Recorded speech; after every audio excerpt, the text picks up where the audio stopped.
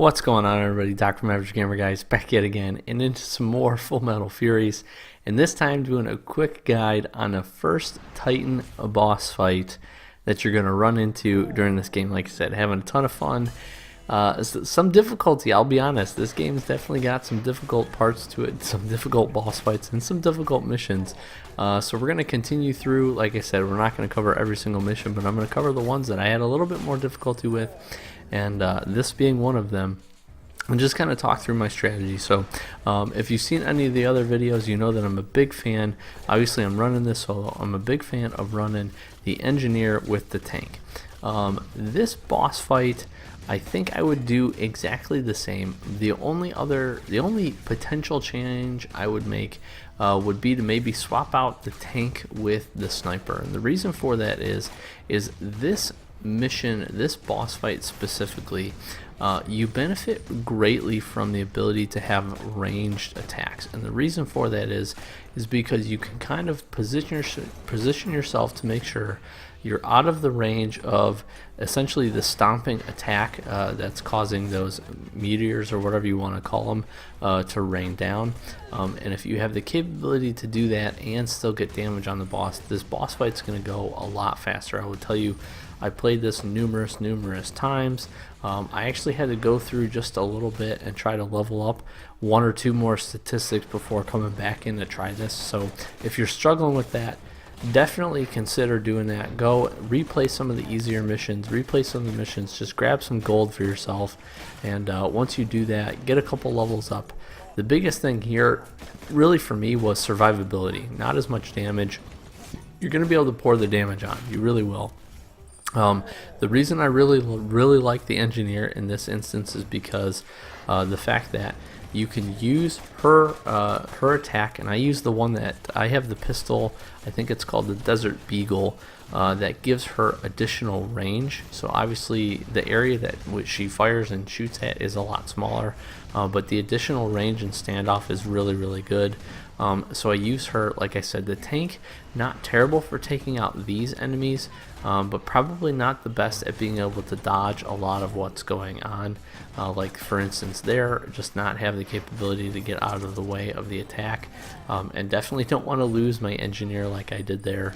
A little bit dicey here, but was happy that I could kind of continue moving through and finish this off. Like I said, the sniper I think would be a really good option, just for the sole fact that she can also have a lot of standoff, which is really beneficial. But like I said, I was able to complete with the tank, not too bad, and the tank's ability to actually do these charge like shield attack is really good. You can pour a lot of damage onto the boss very quickly, and you can kind of go from there. So I think the most frustrating part for this mission for me, or for this boss fight rather, was two things. One, that charge attack for whatever reason is like extremely difficult to dodge if you're at the bottom or the top of the map. And then the other thing was for me was these like meteor shots or whatever. There's just so many of them, and it makes it so hard to dodge those. When you get some of those guys that bring in the artillery shots as well, on top of the guys doing melee attacks, you really need the standoff here. Now what I would very typically do would be, especially with the engineer, I'd take my time, I'd kind of position myself, I'd let this Titan here do one of his either stomp attacks, his axe swing, or his jump attack. And then from there, what I'm going to do is I'm going to pump 7 shots into him, again using the Desert Beagle, and then the final shot I'm going to use is going to be the Y shot. The reason I want to do that is because that cuts down on reloads. That Y shot for her actually takes up 25% of her ammo. So if you use it with 2 rounds or more left in your magazine, it's actually going to make it so that you use the rest of the shots and then she has to reload again. So that's kind of a little tip specific to the engineer that I like to do. Always use that Y shot, unless you're going to get a kill shot.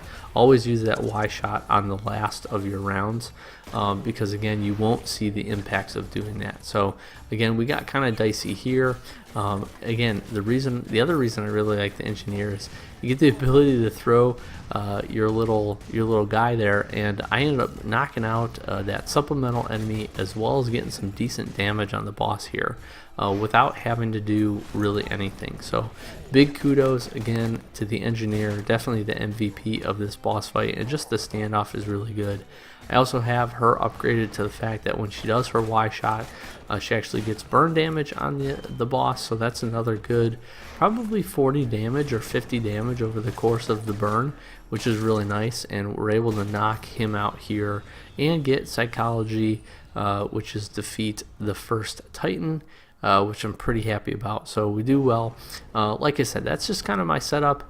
Beyond that, just try to stay ranged, and then obviously your revives are key, but you gotta be strategic with the revives. And the reason I say that is because if you just try to go in revive too quickly, you're gonna put yourself up for failure, especially with those like I said, those like artillery shots that are coming down. So a pretty tough boss fight. You can see I've got my characters leveled up pretty good, so definitely recommend trying to do that and get some of the mastery progress.